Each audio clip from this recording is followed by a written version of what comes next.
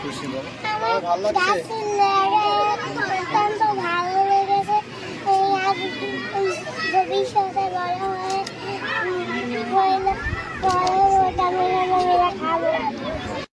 আপনারা জানেন যে মাননীয় প্রধানমন্ত্রী মহোদয়ের সামাজিক বনায়ন যে একটি প্রকল্প রয়েছে বা স্যারের যে নির্দেশনা রয়েছে সেই নির্দেশনা ফলো করে আমাদের সম্মানিত ডিজি মহোদয় আমাদেরকে গাইডলাইন দিয়েছেন যে আমাদের দায়িত্বপূর্ণ এলাকার মধ্যে বৃক্ষরোপণ করতে হবে।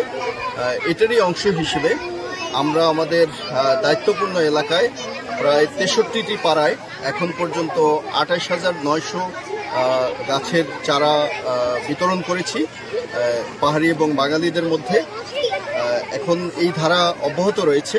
আমরা আরও গাছের চারা আমাদের দায়িত্বপূর্ণ এলাকার যে পাড়াগুলো রয়েছে সেখানেও বিতরণ করব পর্যায়ক্রমে।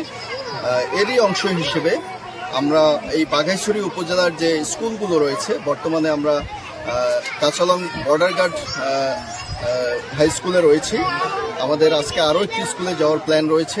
এরকমভাবে আমরা স্কুলগুলোতে বৃক্ষরোপণ কর্মসূচি এবং প্রত্যেক ছাত্রদেরকে গাছ উপহার দিচ্ছি।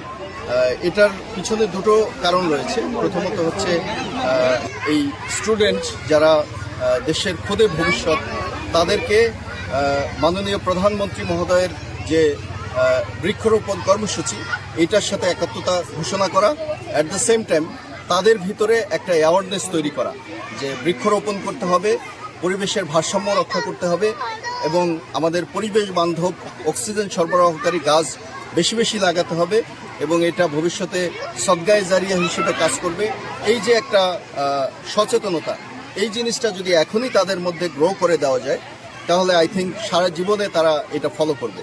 তো এই উদ্যোগের অংশ হিসেবেই আমরা স্কুলগুলোতে যাচ্ছি, স্কুলের স্টুডেন্টদেরকে গাছ দিচ্ছি, স্কুলের প্রিমিসেসে গাছ লাগাচ্ছি।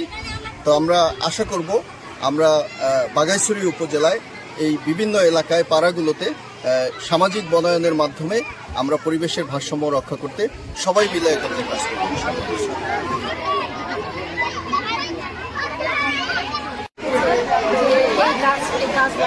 আমাদের